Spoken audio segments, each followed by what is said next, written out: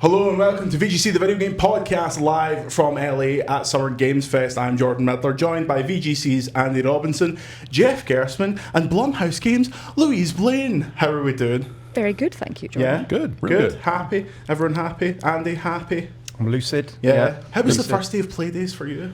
How was it? I went to see Capcom, and that's all I can say. Good. I got a bit of paper that says that I can say that. Nice.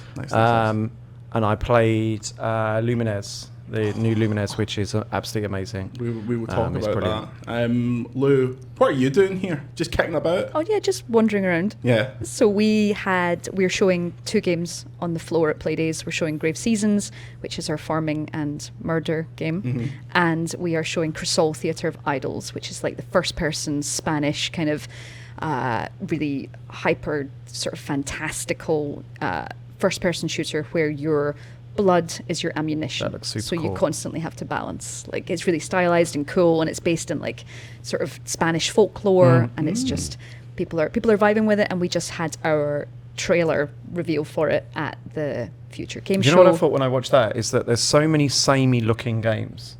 And the art direction on that is so distinctive. Like, I've not seen it. Louise was what he did. She thought you were going to go, there's so many same-looking games. And that one looks exactly the same. No, it's so the studio is Vermella that are based in Madrid. Right, and their art team is just so passionate. Like, the game itself has like two warring religions, which are like the gods of the sun and the god of the sea. What a novel idea.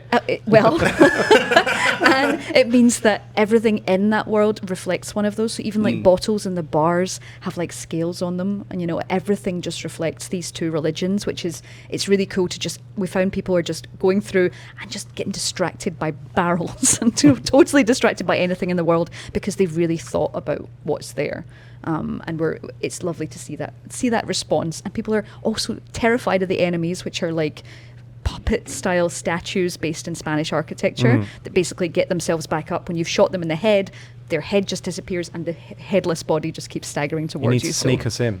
Yeah. Well, yes, come and see. Come and play. You're all fully booked, I think. No, super we'll make booked. it happen. Yeah, I've said it on someone. some form of. I know someone who can. Hey, excuse me.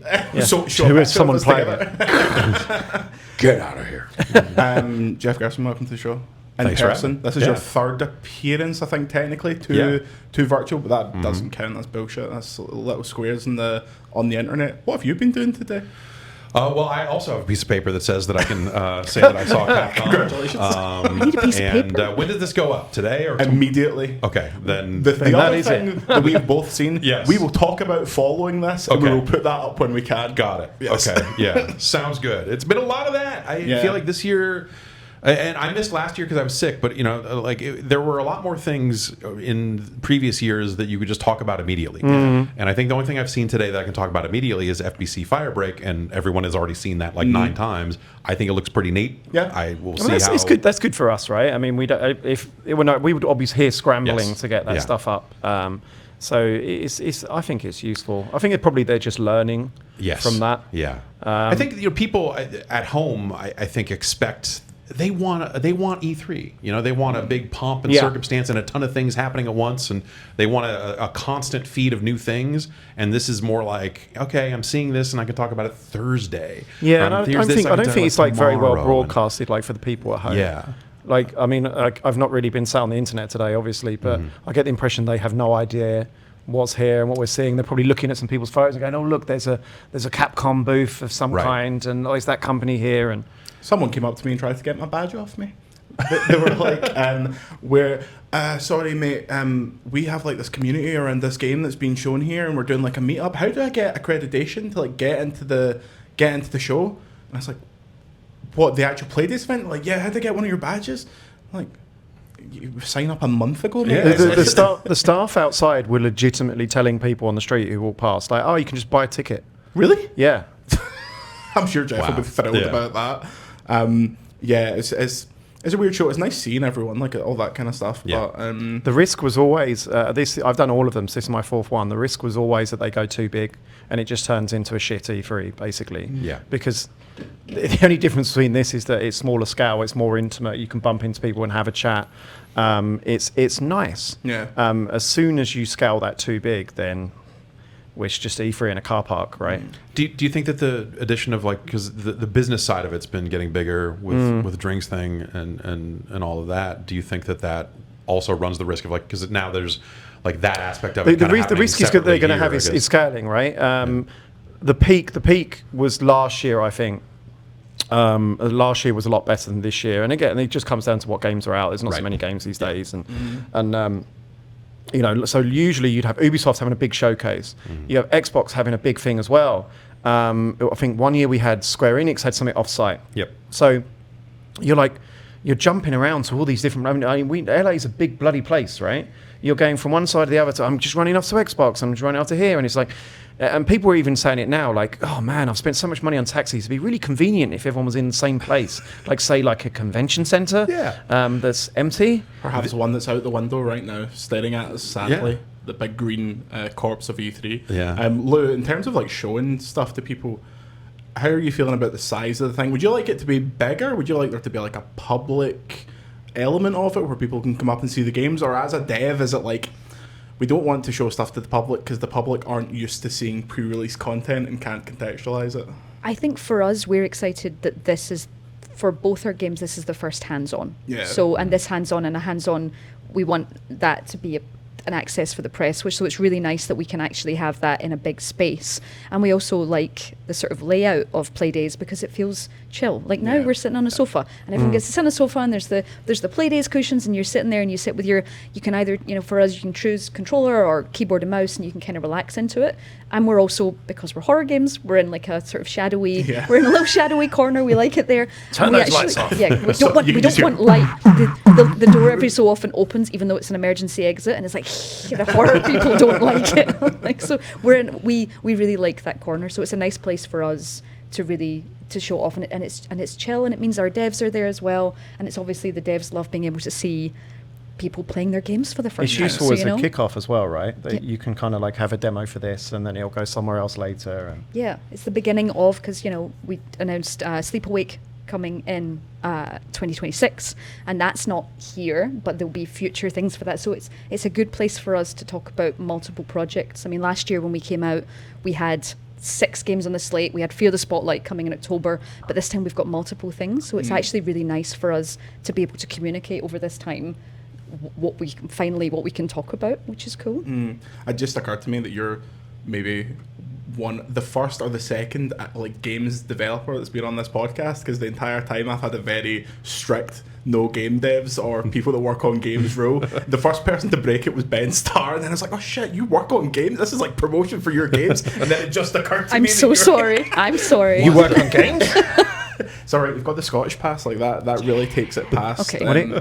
What's it like going on stage at one of Jeff's shows? You must have been fucking shitting yourself. Well, it was intense. Yeah. And what was particularly intense was the moment, everything up to it, everything was so exciting.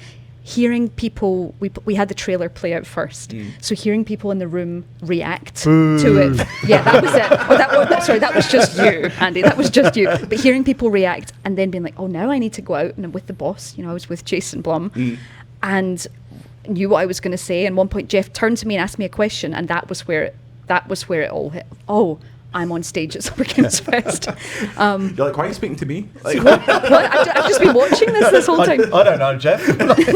Why am I here? That's a great question. Yeah. But no, it was amazing. But yeah, it was a big moment, and I hadn't told anyone. And the thing is, so many of my friends are in games press, so thankfully I left my phone backstage and my watch. Yeah. And when I got back there was, oh, these are your games. Oh, it's you. Yeah. Yes, it is me. That was Turn the telly on, you're on TV. the whole, are you aware you're here? The whole British Games Press was just that's fucking right. Yeah, it's an interesting show. I've enjoyed it. I played a VR thing earlier that I can't quite speak about yet, but I can speak about the fact that it's the first time since really early Oculus and PSVR 1 that I had the moment of my legs going away from me and my knees feeling like jelly, because it's a game where you're doing a lot of running and jumping, and the whole point is that it's we want this movement to be intense, we want you to make a jumping motion to jump. I was I'm going to jump through this fucking TV. It was so hardcore. And after I took the helmet off. I was like, I need to do an interview immediately, and I feel so sick. I've had so many people tell me that after playing that. Yeah.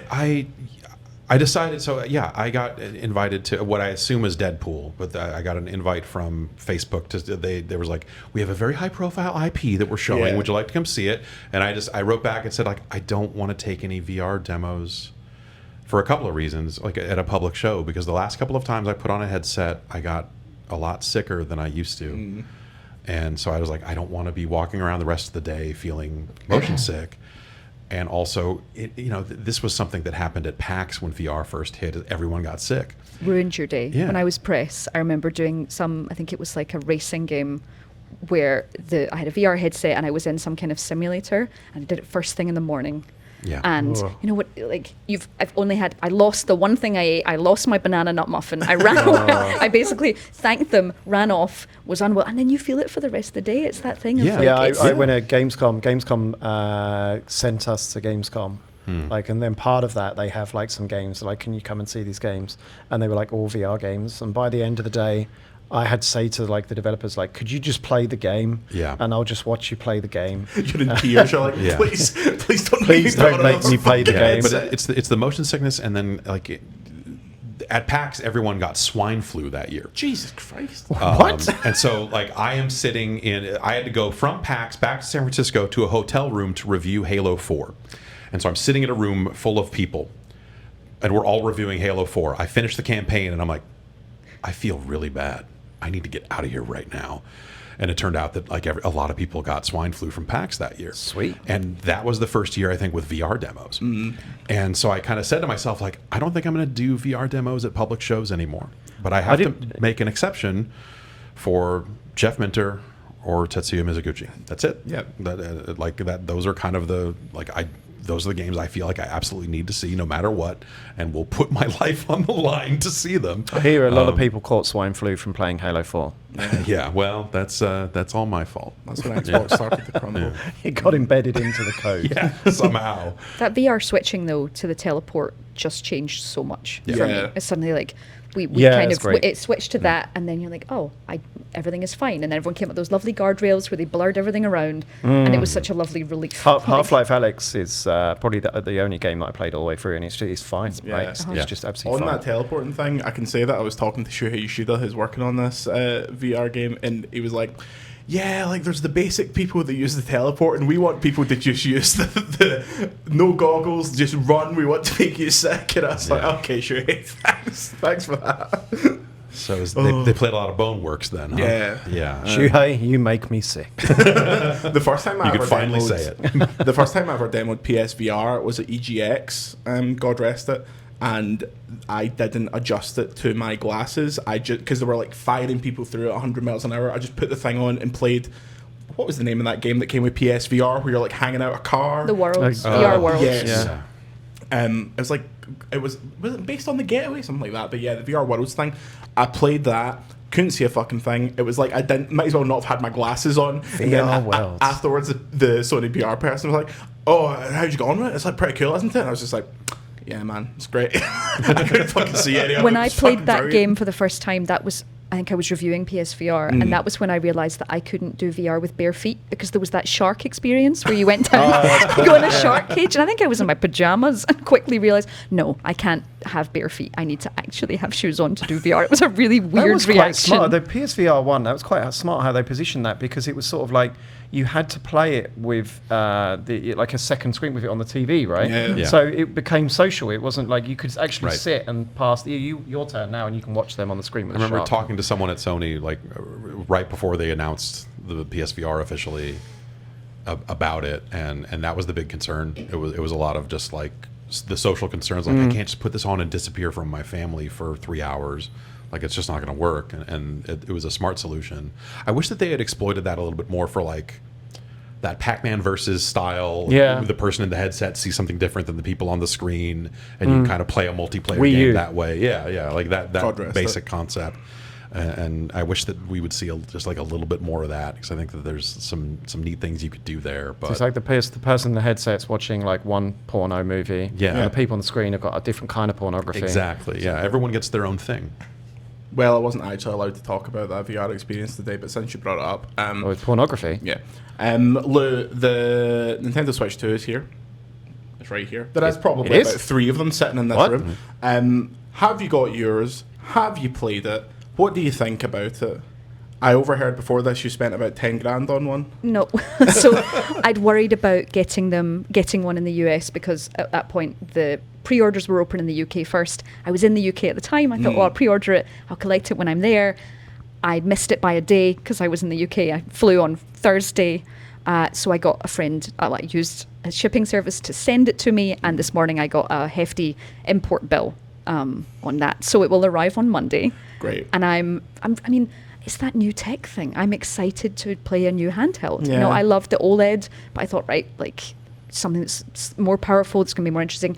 I'm looking forward to playing Mario Kart. I'm looking forward to playing Donkey Kong when that releases. Yeah. Like, I'm a sucker for a handheld. Yeah, I wish I had more time to have that like new handheld like experience to play around it, because I got mine.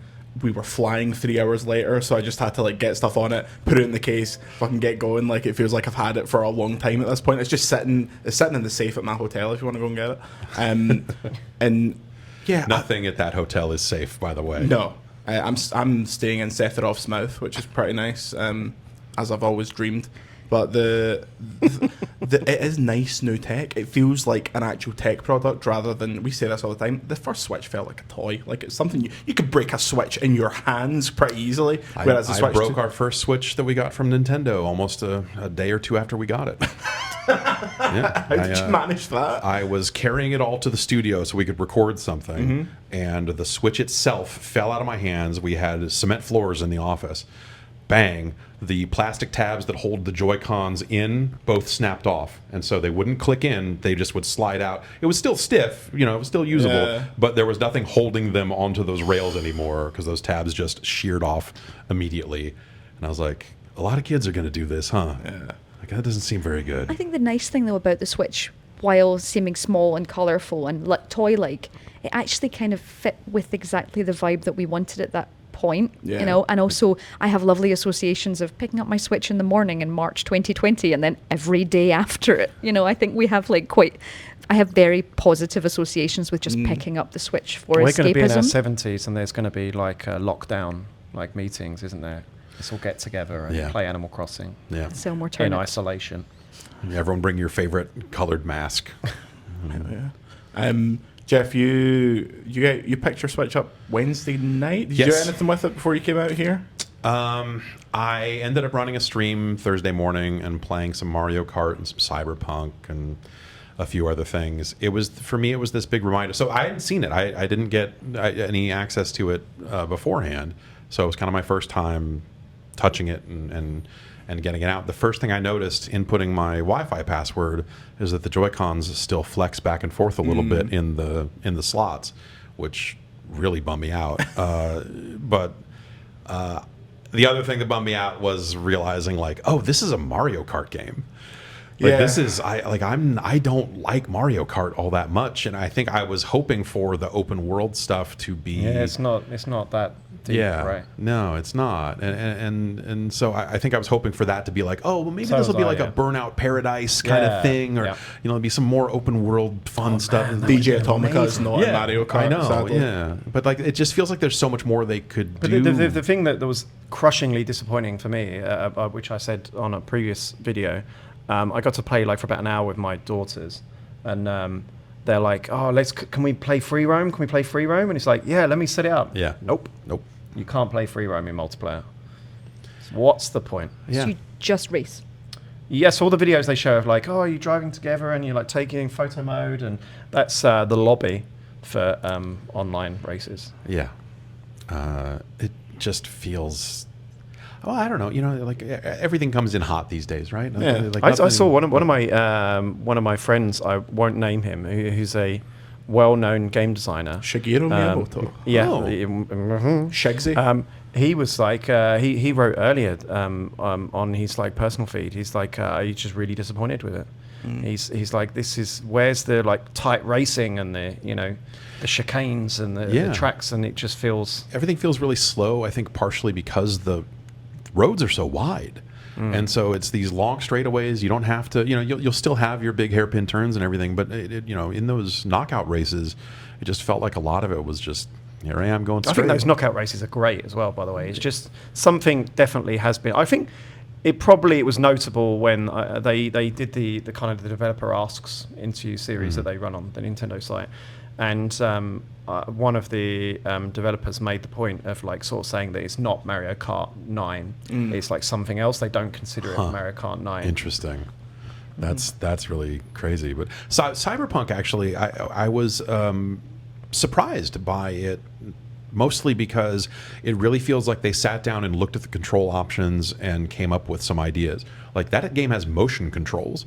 Like it has mouse control, so you can do right hand mouse, left hand Joy-Con, but it also has like full-on Wii style motion control mode with a separate tutorial for it and everything. Like they won't let you turn it on until you complete the tutorial, and it has like double touch pinch to move on the map, touchscreen stuff. Like it really feels like they thought it through and came up with some idea. I mean, it's still Cyberpunk.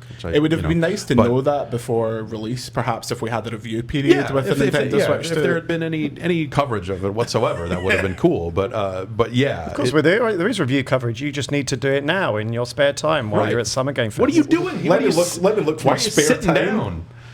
Down. I found that to be interesting, and I think the most interesting thing about the Switch 2 for me is seeing what people do with that stuff, like how like dual mouse control, like is that going to be a thing? Will developers come up with interesting ideas to take advantage of that? I think it's that, and also will third parties take to it as a, hey, this thing's going to sell really well if we target it instead of always just targeting the high end. Will this put us in a more? Will it be a little bit cheaper to make some of these games if they scope them appropriately and whatever? Like, will it help on that front? Which who knows? But I think the potential is there for that, and that's fascinating. And they'll get a lot of years out of it from DLSS. That'll help it a lot. You can see more on Jeff's Patreon, but I can't because as I was clicking to record, my payment declined for Jeff's Patreon, and I got an email warning me to update my payment method. Or that email was from me. Yeah, it wasn't from Patreon. It was just a picture of Jeff. It wasn't Jeff even automated. I see you, man. Dear Mr. Midler. Lou, you made a great decision and decided to leave this stupid life of games journalism behind for a nice job, a good title, living in America, and presumably millions and millions of pounds. Can you tell us how to do that? Well, I go back to Animal Crossing, and I met my boss when he came to sell turnips on my island, so that was how I did it. It's easy. Yeah, it's really, you just have to just engineer a pandemic. Can someone get on with that, please? I wish I had a guide. Did you ever ask the person who came to deliver you turnips what they did for a living? This is a good time to confess that I've maybe played 5 minutes of that Animal Crossing game, and that's why you're still a games journalist. Every time everyone talks about it, all this happy clappy moments about the pandemic, I was playing fucking FIFA. I was playing a proper game. I was playing FIFA and Warzone and GTA Online, and I was having a tremendous time. With never be better other than 13-year-olds. The perfect games journalist. Yeah, exactly. I'm actually good at games, so I'm not qualified to be a games journalist. Yeah. So how are things going, Lou? Happy? Yeah. Happy to be really away from this shitey life? It's weird because I was thinking about the way that E3 and Gamescom, and then I never did Summer Games Fest as a games journalist, of how intense it is playing games all day and then kind of holding them, being that sponge for all of it because there's no time in between playing, and then just spewing it all out onto a page like at night, and then rinse and repeat and doing the same thing. But what's really interesting for me is now being on this side, organizing demos for people to play, working out what you do want to do in 20 minutes to get the idea of that game. Of course. And I think it's really interesting, like having been through years and years of those, of being when you're going to get to the end or feeling frustrated or not fully getting the game at any point, and then being on this side and going, right, what do we want to make sure, what do we want people to experience from this? What do we want? We want people to want more. How do you scare people in 20 minutes? Can you scare people in 20 minutes? Yeah. So I think it's been really interesting coming from having done that for a really long time, especially thinking about it with horror and hoping that people will sit down, put their headset on. And it's pretty good for that too. Like we're in quite a quiet area within Playdays, which is really helpful because you can't really sit down, even if you put a headset on and kind of block out the world, you can't really ignore people. But if you're in a quiet place, suddenly if you're suddenly part of the game, you can immerse yourself, and suddenly you do panic when you're grabbed by a giant creature and thrown. So for us, that's good. And I think I've used my long times of playing strange demos to be like, this is what I want to play. Yeah, I had a demo today where, like the audio was interesting, but also the person giving the demo is sitting next to me talking the entire time. So I'm like, okay, hang on, let me pull one headphone off so I can still hear you. Okay, actually, let me pull both headphones off because there's gunshots happening over here. and so at some point I'm like, oh, I'm not even hearing any of the game anymore. I'm like, all right, well, whatever. I've been very guilty today and seeing when someone's going somewhere and trying to be like, I'll help. No, I won't. I will let them discover. And then that person who's already seen the film, you're like, this is such a good bit. Do you know what's incredibly hard that you don't realise until you go dev side or PR side? Playing a game and talking about it at the same time. Yeah. That is very, very hard. Yeah. And imagine, obviously, you gave all the ukulele demos. Are you feeling this now? Once you're at the end of the weekend and you've given the same demo a million times, or are you just like, how are you keeping yourself enthused about it? Do you know what's keeping me enthused is the reactions that people are still having. It's amazing because it's the first time we've spent a long time with these. The devs have spent so long looking at the same thing.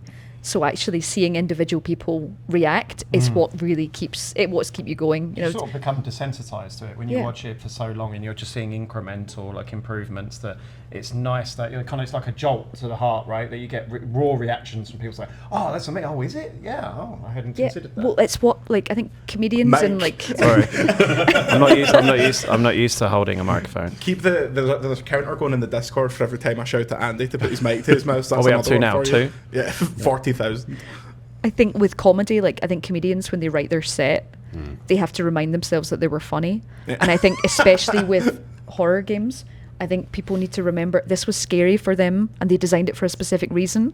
But even though they're walking and they're like, I've seen this over and over, having those people play for the first time and seeing them see them drop a controller, want to take a headset off just to make things a little safer, that's what really sort of makes it exciting all day.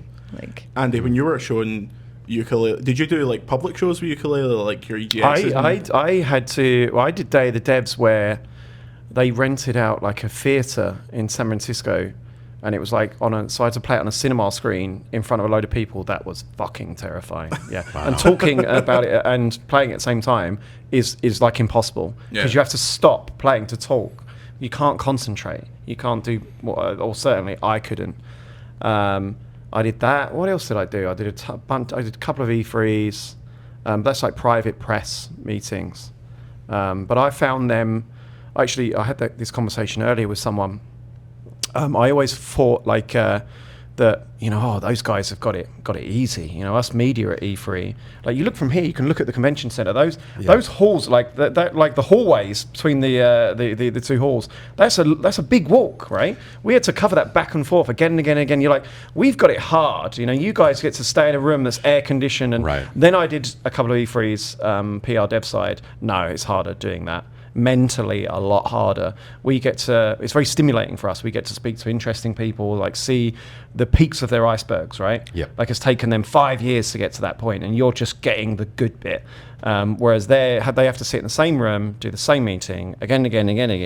The sandwiches are terrible. Stupid questions from us. Yeah. The food in the booth that gets delivered is always you got one 30-minute break, and then they ask you to see some extra press who didn't get in the first time during that. No, I'll just say the food at SGF very good. The food trucks pretty good. They are good. Very good. Good to know. Me and Alyssa Marcante had Omen PC ice cream. Excellent, exactly what we needed, because I went into a demo and it was overcast, and then when I came out, it was the surface of the sun, and my head just blew Too up Scottish with for heat, this. and I was Too Scottish for this. Absolutely fucked. After this short break to chat about patreon.com/Video Games Chronicle, we'll be talking about Lumines, more from Lou, more from Jeff, and Jeff has brought me a mystery box. You can probably guess what is inside it. We'll see you in a minute. And we are back. Thank you to all our season ticket holders who we just mentioned. Jeff, where can we get more from you? If we give them money, like I don't currently. You go to patreon.com/Jeff Gerstmann. Or gamescum.com. That's pretty good. Louise, where can people give you money? They can look at all of our... Thank you for pointing this phone finger at me. Patreon.com/videogamesconnect. Try that. Or you can just go and look at Blumhouse Games' socials. Okay.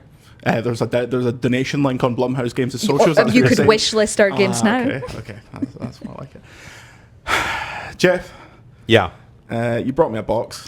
Yeah. I cleaned off some shelves, which my wife was very happy about, and brought you some things. So people have been sending me energy drinks for the past couple of years. None of these are that old because they do expire.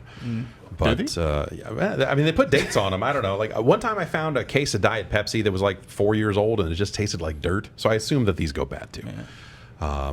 But these are some. I think most of these are American in nature, but there might be a couple. I thought nothing in America went bad. Oh, everything in America is bad now. I haven't even been watching the news. I thought you could like eat a Big Mac from like the Cold War.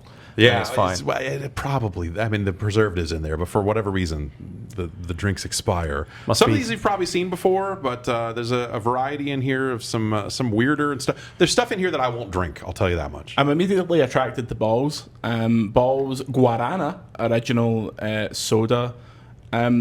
This looks like a energy drink from a video game because there's so little detail on it. Get some balls in you. Yeah. So Balls used to come in a glass bottle, and that is what it is. That is the used to come in a bag. Yeah, and that is the glass bottle on the can. Oh fucking hell! Let me check this. You should also know that most of these are These are all room temperature. Yeah, that's the only way you can do it. Manufactured for Balls in Twinsburg, Ohio. That's not a real fucking place. Twinsburg, Ohio. So Balls is made in Twinsburg. Yeah. Oh, it's okay. It expires September 2025. So let's get it. Oh, that's it reminds me. So the guarana flavor reminds me.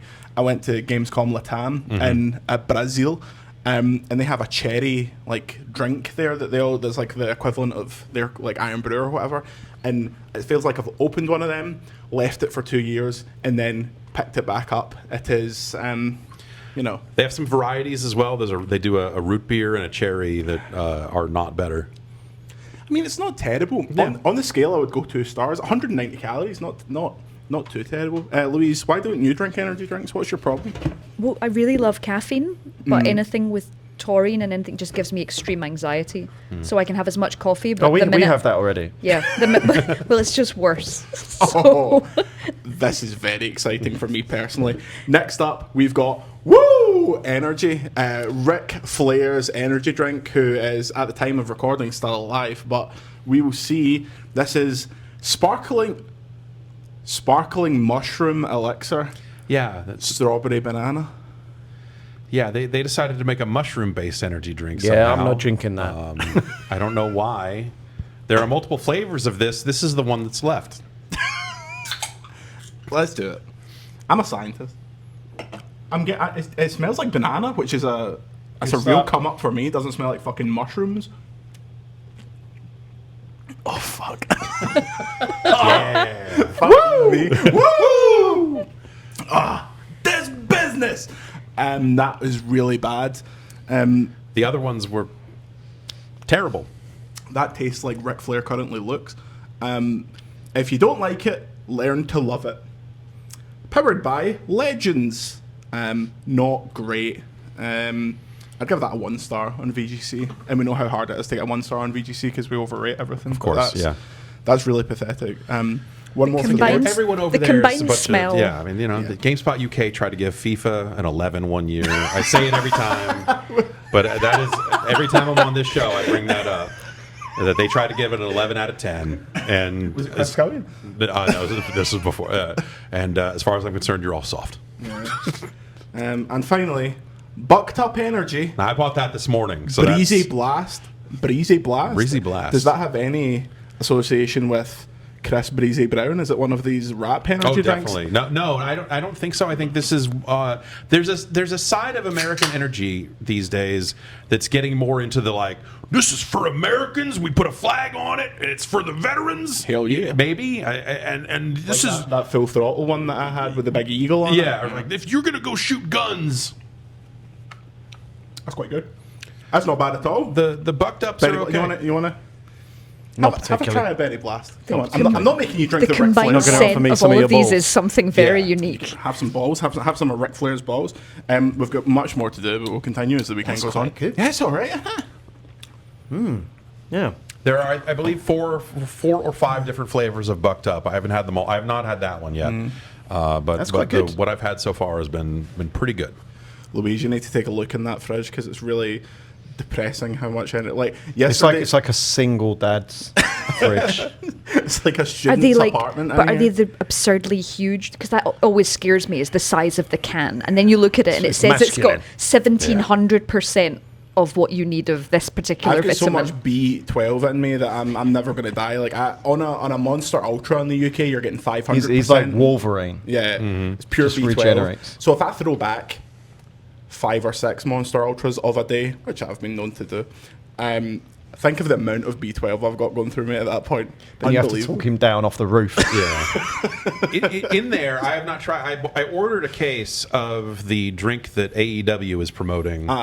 And they say that has no caffeine in it, and so it's all just ginkgo below, but just like whatever smart drink. They're like, it has no crash. It's an interesting strategy. Yeah, which Yeah. sounds Energy drink. Sounds terrible. No energy. But I don't know. I haven't had one yet, but I put a couple in there for you. Thank you. So, Speaking of AEW, how sad were you that Kenny Omega is not coming to Street Fighter? Because I thought that's what that announcement was. That first video, I was like, yes, finally, now is the time. I was talking with Denny at Capcom, and I said, well, now you just got to put him in the game. He's like, oh, yeah, we really yeah, that'd be great. Yeah. The thing I've been pitching is that they need to get Excalibur and Taz doing commentary for Street Fighter 6. Yep. Because it has that built-in commentator feature that no one remembers exists, because why would they? And they added like one person to it, 2 people to it, or something since launch. But I think that would be really, if you had really funny commentary and not like this pseudo like, oh, that's a good, you need to go low forward into fierce, nothing that's vaguely strategic, just people being goofballs. That mushroom coming back to get you? The Ric Flair Yeah, is really... what's Ric Flair taste like? It feels like Ric Flair is leaving his corporeal form, and I'm being the new host of Ric Flair within me. It's not... Lou, you should do a horror game about energy drinks where... Wasn't that Sunset Overdrive? emphasis on the horror. Whoa! But that was right. They took energy drinks, Yeah. and that's what right. Yeah. I didn't don't just know. I make that don't up. play Xbox games. I think that they missed a trick not heavily. If they were going to bring back Sunset Overdrive and perhaps put it on the PlayStation 5, if they Which Xbox almost certainly would. they're desperate to put it on Give them PlayStation another week and a 5. half. I mean, They might bring it back just so that they can put it on PlayStation 5. that's the main announcement tomorrow. Yeah. That's A heavily marketed new energy drink, because I think the game space for energy drinks is not great. There is energy drink representation in the game that we both played today, but it was poor. I would be so into that. A Blumhouse Games energy drink. Well, I will take that pitch. Yeah. Thank you. Just from VGC. like- Yep. I will cite your reaction specifically to something that's mushroom elixir. I think banana is never a good fizzy drink. What do you think about banana sweets though? Like the wee foamy Well, bananas. they're great. Foam bananas, Yeah. total win. But banana milkshake. See, they're but putting them banana flavor in something fizzy. Yeah. I don't trust it. So You maybe don't want- that's the horror. You don't want a caffeinated banana. That doesn't work for me, brother. Oh, I don't know if I could just eat a banana and get enough potassium to keep the leg cramps away, and get an energy drink's worth of energy out of it. That would be I would go back to eating bananas, man. Yeah. I do like I kind of know how Chris Scullion felt yesterday when we talked about alcohol for 5 minutes. You drink energy drinks? You've become part of the You parish? make me drink energy drinks. I don't make Chris Scullion drink lager. That implies that I'm some kind of Perhaps shadow I hand should. over the power of He would VGC. mellow out. Yeah. True. That's what he needs, a pint. Yeah. Chris Scullion will break through that window at the noise of us talking about him drinking. I Yes, it's a ding dong, he's here now. He comes up in one of those things where you wash the windows on a skyscraper. It's like, I had a beer for the first time in about a year and a half last week. It's not that I don't drink. It's And just you were that- like Ric Flair. Yeah, exactly. Well, I've become this cheap date. Like I'm used to the video game industry. I'm used to I have to go to this open bar. I need to have about 15 drinks. So did and it made you drunk? Well, after one beer, I could feel it a little bit. Wow. And it was like, this is insane. Maybe I should stop drinking. Yeah, it was neat. That's what my doctor says. Yeah. But now that there are way fewer events to go to and way fewer open bars, and now that I have kids and stuff, I don't. It's definitely. I don't know what it's either. like in the States, right? Yeah. But certainly, I remember sometimes it was difficult to make it to Thursday before someone in the like. You'd always get like someone. I mean, obviously we're in a magazine office, right? Yeah. The media is already a very drunken profession. Yes. Put video games involved, entertainment. Inevitably, you'd make it maybe to Wednesday before one of the other editors would come and tap me on the shoulder at 4 p.m. and go for a pint. And you'd end up in the pub every day. Yeah. But I went to, because obviously the pandemic has kind of put pause to a lot of the physical stuff for a while. I went to a event for Princess Peach Showtime, right? And I was like, yes, finally, press parties are back, right? Yeah. We're going to go, I went into town, we're going to have a drink. And we went up to the bar, right, I'll have a beer, please. Like, we have no alcohol. What? And as I walked in the party, any journalist in there who was over 30 was on the way out. Like, to the pub. Like, as I was going in, they're like, yeah, where'd you off going to the pub? Oh, okay, I'll see ya. And then I realised why. And it made me think, right, if, like, in the Xbox 360 era, if we went to a press party and they said there was no alcohol, the marketing manager for that particular game would be sprinting to the liquor store, right? Like coming back with a crate, going, it's all right, it's fine. Yeah. It's just, but young people don't drink and good for them. Yeah, no, it's I guess good for them. I don't know.